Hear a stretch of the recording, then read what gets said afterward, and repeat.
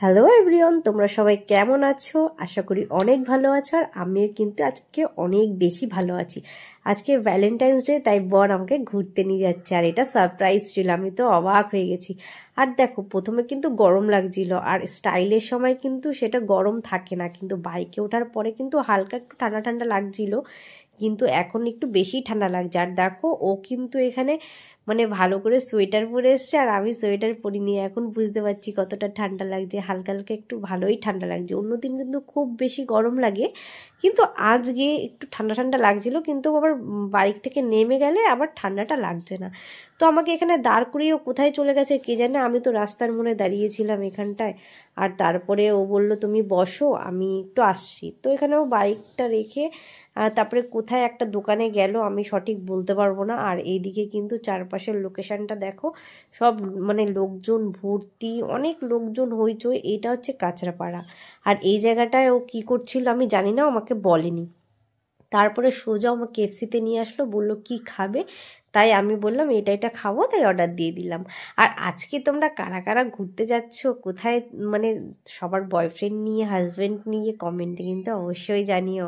আর দেখো, আমাকে কিন্তু এখানে নিয়ে আসবে আমি কিন্তু জানতাম না। তারপরে কি বলবো, অর্ডার দেওয়ার পরে বললো 30 মিনিট সময় লাগবে।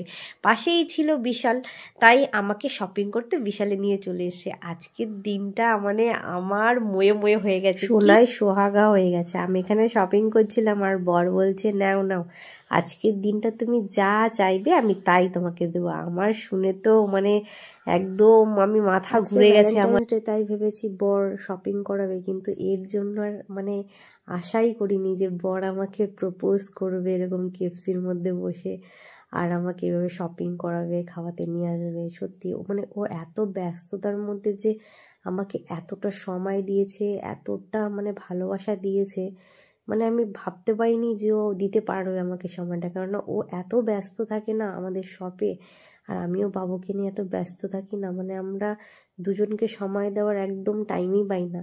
তো ও যে এতটা ভেবে আমার জন্য করেছে, এর জন্য ওকে আমার কি বলবো, আমার কোনো ভাষা নেই।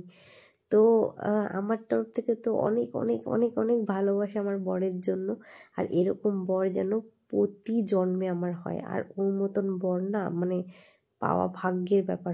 আমি আমার বর বলে বলছি না, ও ভীষণ ভালোবাসে আমাকে। আমাদের ভালোবাসা তো প্রায় 15 বছর হয়ে গেছে। তারপরে গিয়ে আমরা এই যে 3 বছর বিয়ে হয়েছে। তো তোমরা এইভাবে আমাদের পাশে থেকো, আমাদের ভালোবাসা দিও।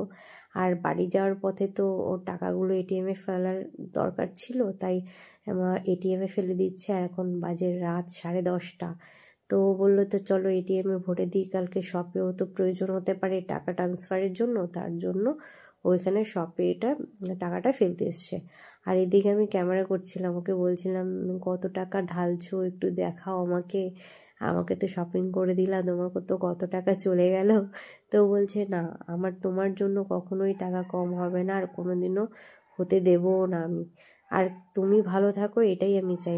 ওর এতটা যে ভালোবাসে আমাকে, এই ভালোবাসা দেখেই যে কেউ বলবে যে না আমার এরকম একটা। আজকে ব্লগটা এখানেই শেষ করছি, নেক্সট ব্লগে খুব তাড়াতাড়ি দেখা হবে। আর হ্যাঁ, তোমরা কিন্তু আমার চ্যানেলে সাবস্ক্রাইব করতে একদম ভুলো না, আর লাইক কমেন্ট শেয়ার একদম করে দিও।